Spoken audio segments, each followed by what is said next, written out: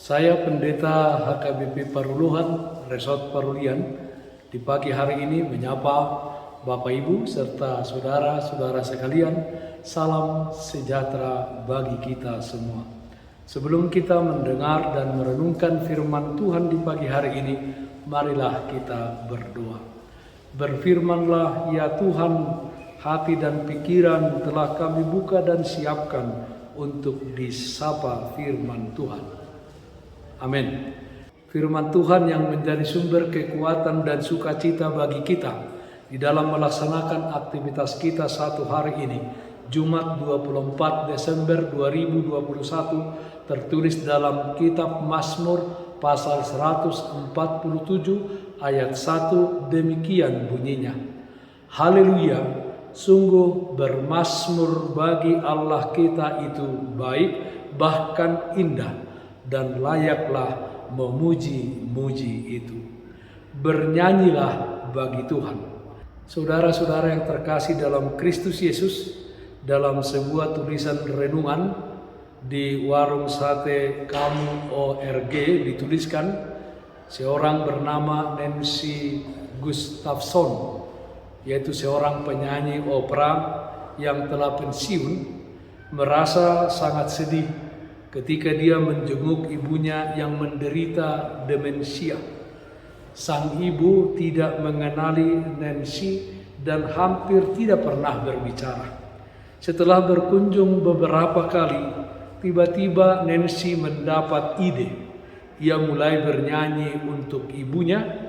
Mata sang ibu berbinar-binar begitu mendengarkan suara musik. Bahkan ia mulai ikut menyanyi selama 20 menit. Kemudian Ibu Nancy tertawa dan mengatakan dengan bercanda bahwa mereka adalah duet keluarga Gustafson. Seperti yang disimpulkan oleh sejumlah terapis, titik balik yang dramatis ini menunjukkan bagaimana musik memiliki kekuatan untuk memunculkan kembali memori yang hilang. Menyanyi lagu-lagu favorit juga terbukti dapat memperbaiki suasana hati, memperkecil resiko jatuh, mengurangi kunjungan orang-orang ke UGD, dan menurunkan kebutuhan akan obat-obat penenang. Para pakar memang masih melakukan penelitian tentang apa yang menjadi kaitan musik dengan ingatan manusia. Namun, seperti yang diungkapkan oleh Alkitab, sukacita yang dialami dari menyanyi merupakan karunia dari Allah, dan itu nyata seperti tertulis dalam Mazmur 147 ayat 1 nats renungan ini. Sungguh bermazmur bagi Allah kita itu baik, bahkan indah, dan layaklah memuji-muji itu. Saudaraku yang terkasih dalam Kristus Yesus, Mazmur 147 ini dituliskan oleh Daud yang menyatakan tentang kekuasaan dan kemurahan Tuhan. Tuhan akan menyatakan kuasanya kepada orang-orang yang dikasihinya, dan kemurahannya semua dia sediakan bagi orang-orang yang takut akan dia.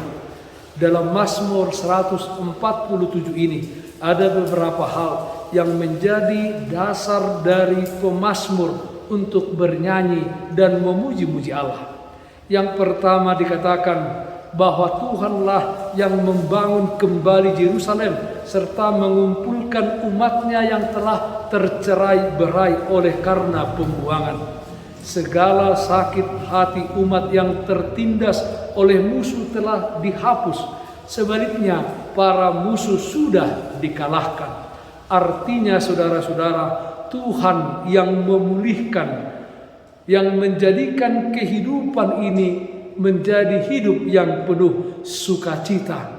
Sakit disembuhkan, penindasan dibuat menjadi kemerdekaan bagi orang-orang yang percaya kepada Tuhan. Yang kedua, pujian pemazmur diarahkan pada karya penciptaan Tuhan, di mana hal itu untuk menunjukkan bahwa Sang Penebus Israel tidak lain ialah Sang Khalik alam semesta ini. Dialah satu-satunya Allah yang mengatasi segala ilah lain yang disembah oleh bangsa-bangsa lain. Dialah yang menciptakan kita, Bapak Ibu Saudara-saudara. Kehidupan kita berasal dari Dia. Yang ketiga, pemazmur mengatakan bahwa Allah adalah pemberi hidup bagi segala makhluk, termasuk manusia. Terutama kepada manusia yang diciptakannya untuk takut akan Dia, dan manusia yang senantiasa berharap akan kasih setianya, dan manusia yang bersandar penuh kepada Tuhan. Kepada orang yang demikian, Tuhan memberi kehidupan, Tuhan memberi semangat, Tuhan memberikan kekuatan. Hidup yang kita hidupi saat ini adalah hidup di dalam kasih karunia Tuhan. Setiap napas hidup kita bersumber darinya. Oleh karena itu Dia layak dipuji, Dia layak disembah. Saudara-saudaraku yang terkasih dalam Kristus Yesus, kita sebagai umat Allah, umat yang dikasihinya dan umat yang diselamatkannya, diperintahkan untuk mengangkat suara kita dan menyanyikan puji-pujian kepada Allah. Itu adalah ajaran dan panggilan bagi kita. Ajaran dan panggilan tersebut banyak kita temukan di dalam Alkitab kita. Sebagai contoh, dalam Yesaya 12 ayat 5 dikatakan, bermasmurlah bagi Tuhan sebab perbuatannya mulia. Pujian kepada Tuhan hendaknya terwujud pada perbuatan kita sehari-hari dan keberanian kita mempercayakan diri kita pada kasih dan kuasa-Nya. Ketika kita menjalani kehidupan kita di tengah-tengah dunia ini, rasa takut dan rasa khawatir dihilangkan dari kehidupan kita, sebab kita yakin dan percaya akan kuasa Tuhan yang menyelamatkan. Setiap kejadian di dalam hidup ini hendaknya membuat iman kita kepada Allah semakin kuat dan semakin teguh, dan kita semakin mendekatkan diri kita kepada Allah. Patricia Raybon mengatakan, nyanyian kita tidak hanya menguatkan diri kita sendiri, tetapi juga mereka yang mendengarnya. Biarlah kita semua ingat bahwa Allah kita maha besar dan layak untuk dipuji.